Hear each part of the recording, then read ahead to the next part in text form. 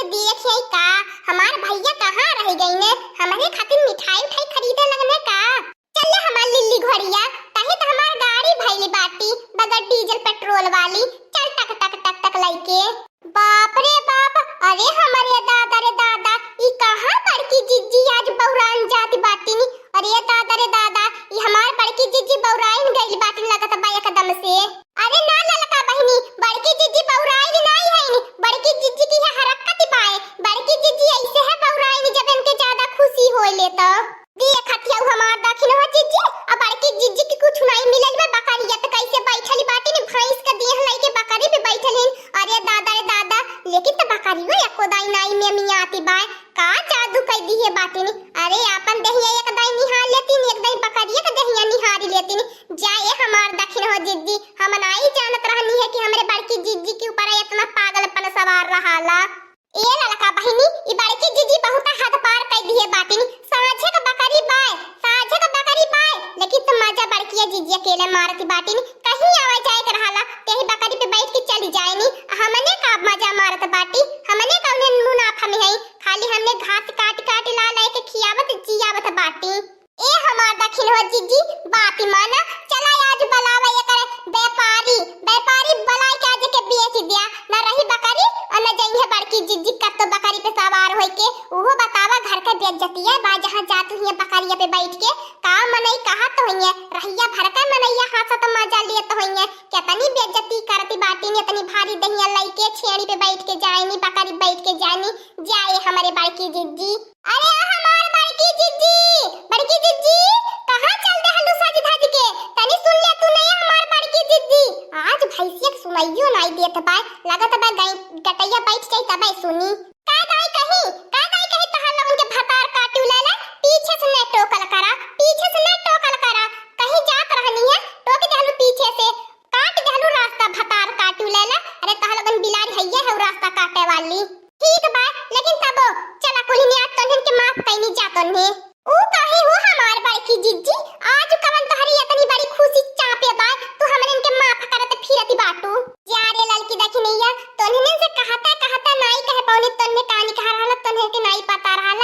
आज हमार भैया आवत बाटे वो सीधे परदेश से हमारे कहने आवत बाटे आज तो हमार खुशी के कौनो ठिकाना नहीं। आज हमार भैया हमें मिठाई लेके आवत होई है का बताई रे ललकी दखिनैया काबाई से बैठ के रहिया जो हत बाटी अपने भैया का निहारत बाटी लेकिन तेबे हमार भैया लौकना नहीं तब हम तनी जाई चढ़ावा पल्ले तनी देखी आई कहां रह गई ने हमार भैया कहीं रहिया त नहीं भुलाई गई ने।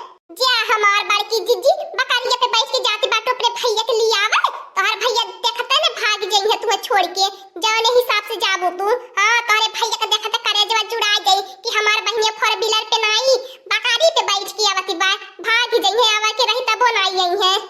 खबर वो हमार दखिनो जिज्जी का पता या नहीं मेरा उनकर भैया होए। हां जाओ हमार बड़की जिज्जी जा आज तू छूट बा जा देगा सिंहियन में टांग ली अपने भैया के बैठा लिया पीछे अपने आगे बैठ जाया आ फिर लिल्ली घोड़ी करत चली आए चल लिल्ली घोड़ी टिक टिक टिक टिक कोहो भातार काटी उलाला मजा लेती बाटू हमार कोहो आजी काकी नानी मौसी लोगन हमारे भैया के तह लगन पैबू हमार भैया हीरो बाटे जौने रहिया चलन गरदा उड़ाला गरदा भतार काटी उलाले का करबो दखिनो जीजी इनकर भैया कचड़ा होई है आ कचड़ा मन से गरदा ना उड़ी तवर का उड़ी ए लड़की भतार काटी का कानवा में खुसुर फुसुर करती बाटी जौन कहे को तनी खुली के कहो हमहु सुनी।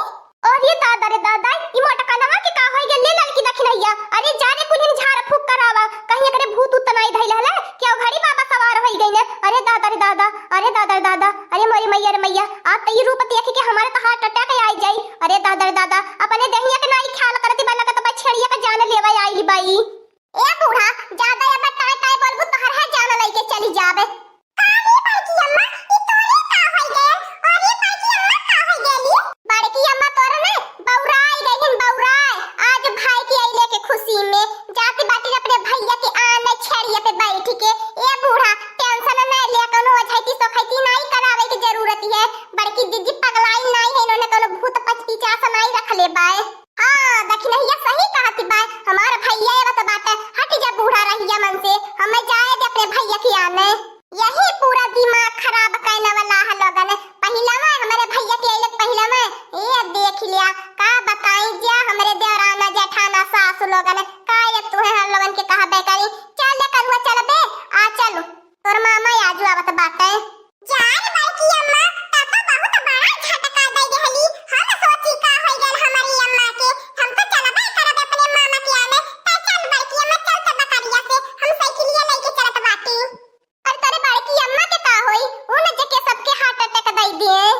अरे हमारे बहिनी लोगन हम सोची हमारे पतोहिया के का होई गइल। आज तक नाई बहिनी लइकन बच्चन की छेड़ी बकरी बैठत देख ले रानी है। आज अपने पतोहिया के सजल सवरल बैठ के देख के तो हमार होशिया उड़ी गइल लहल हवे।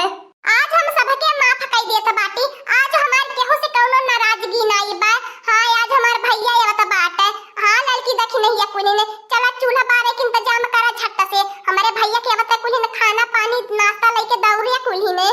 आ एक महीना हमार भैया रहिए खब कोनी ने सेवा बर्दाश्त कर दिया हमारे भैया के, ताकि हमार भैया तंजन के याद करे, हमार भैया याद रखिए हमारे बहनियों के दौराना जेठाना है बड़ा प्यार दुलार करे वाली है।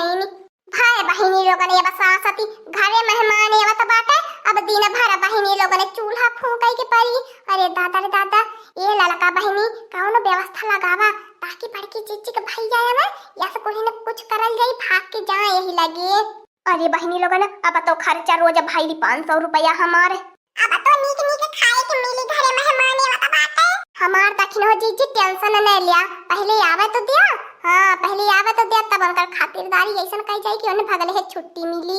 हां दोस्तों आज का कार्टून कॉमेडी वीडियो यहीं तक था। आगे का कार्टून कॉमेडी वीडियो देखने के लिए हमारे चैनल को सब्सक्राइब करिए। हमारे चैनल का नाम है दीदी कार्टून ऑफिसर। और हाँ दोस्तों हमारी वीडियो को ज्यादा से ज्यादा शेयर करें, लाइक करें, बेल आइकन को दबाना मत भूलिएगा, सब्सक्राइब करना तो बिल्कुल मत भूलिएगा। और हमारी कार्टून कॉमेडी वीडियो देखने के लिए आप सभी को धन्यवाद।